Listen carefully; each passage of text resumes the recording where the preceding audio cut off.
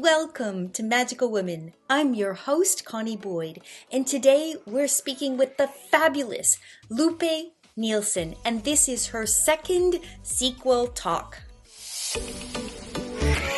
I moved to Washington, D.C. in late 1989, so I went to a Kinko's copy place. I made a trifold brochure and I sent it to every party planner I found on the telephone book.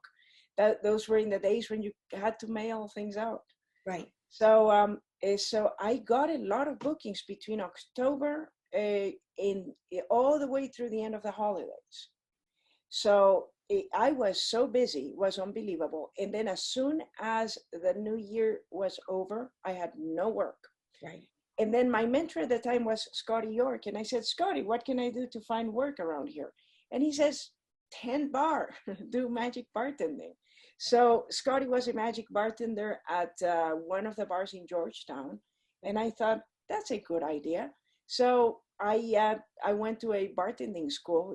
It only takes you 2 weeks to 10 bar. So I took the 2-week course, and the school placed me at a bar. So I was working I worked at one bar over by the pier in DC for a little while.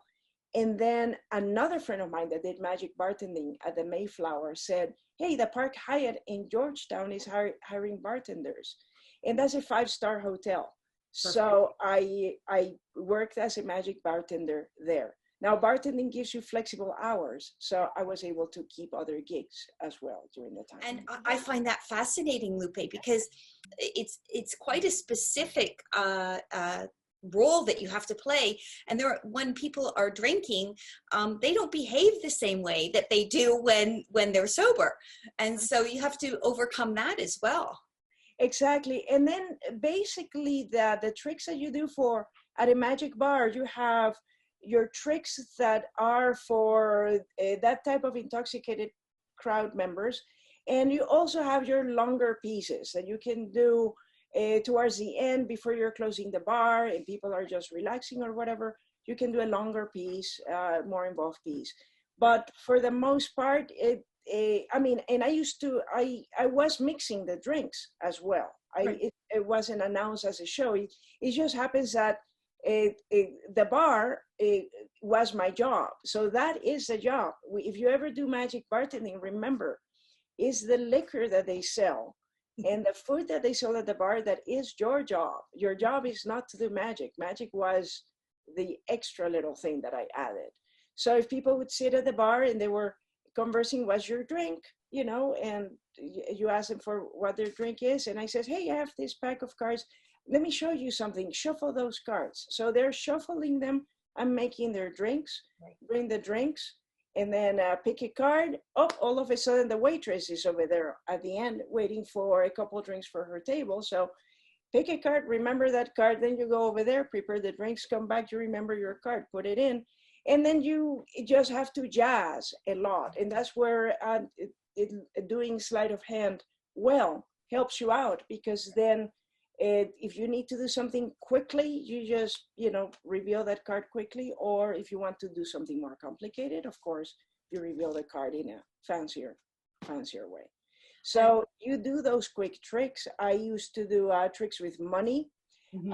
Where the Sokolsky 100 to a $1 bill. Right. So the way I did it, and it was a variation that Scotty York taught me, was to take, do you have a $20 bill? And then I would change it into 2 $10 bills, which makes more sense because you're making change and then you're leaving the change with them. So I normally get to keep one of the very easily. Yeah. You've earned a tip, and from other male magicians I know that are magic bartenders and have been very successful, it's the tips from performing magic that's where the gravy is. Yeah. So I did that for a while, and then you get bookings here or there, and sometimes with performing arts is feast or famine. Sometimes you're booked somewhere. I was working at a dinner theater in Alexandria, Virginia for a while before the show started. I was doing all the tables, walk around. I did restaurants, walk around, everything you can think of. I was doing it. Did you subscribe to our Magical Woman channel? Come on, you can do it. Subscribe and hit the notifications bell so you'll be aware of future Magical Woman talks. I hate the marketing too. I would rather be reading books and practicing magic and doing magic. I love the theme park work, for instance, because I was paid a salary. And I was at my dressing room, I was just reading magic books and say, oh, I like that trick. Let me try it in the next show. So that's how it was. You know, I love that. How important it is to have that foundation, to have that ability to work steadily so that you can experiment and you gain confidence. And if we have anything to say to the young viewers watching, the new magicians, it's try to find a place where you're able to rehearse, be able to perform. I was lucky. I actually was fortunate to have that medium that I was able to do hundreds of shows when I was really starting a more formal career in magic. Right. Very few people have that opportunity. I noticed that the best trade show magicians, the best performers in general, have had hundreds and hundreds of shows under their belts. I feel bad for the newer generation because now their magic is seen on YouTube. It's a one-time shot. You will never, it's a shame that you will never get to master or to find the real subtleties in the material that you do, because you're only doing it for the camera one time. It looks good, load it on YouTube, and let's go on to the next one. So you're missing that. You're missing finding all the subtleties and all the little gems that the little finesse that make it art, that take exactly. it from And that's the problem with magic today. They're very clever. Magicians are extremely clever, but there's very little that finesse that you can only develop through the relationship you have with the audience.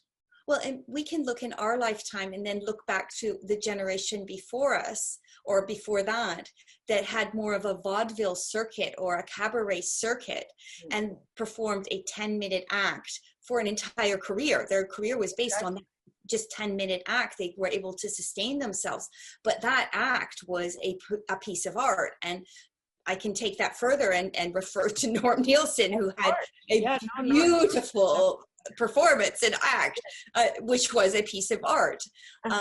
And in our generation, it wasn't enough to have a 10-minute act. You had to expand. You had to have more repertoire, more time.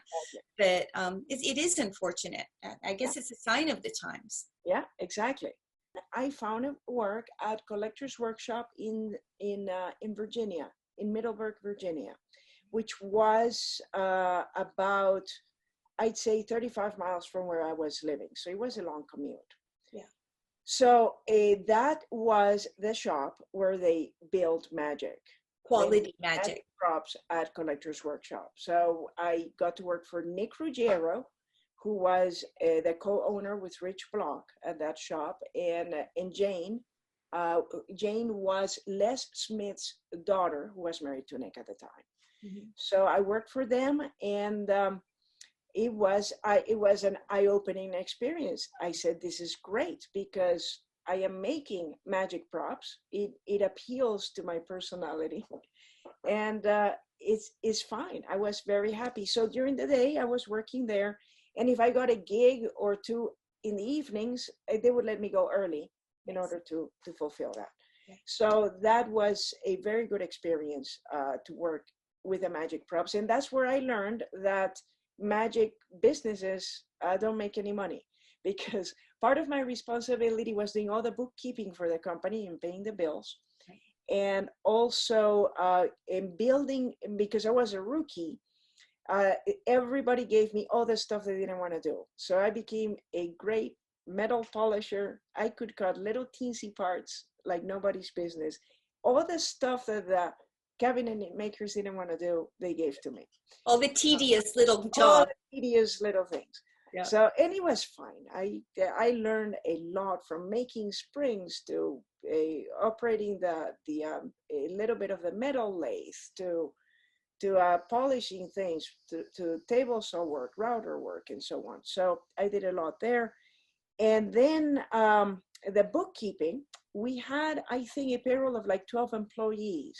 Mm-hmm. And there were weeks where I had to tell Nick, hey, Nick, payroll is Friday, it's Tuesday, we don't have enough money for payroll. So they had to scramble to do some marketing ploy or whatever, but by the grace of God, at the end of the week, everybody got paid.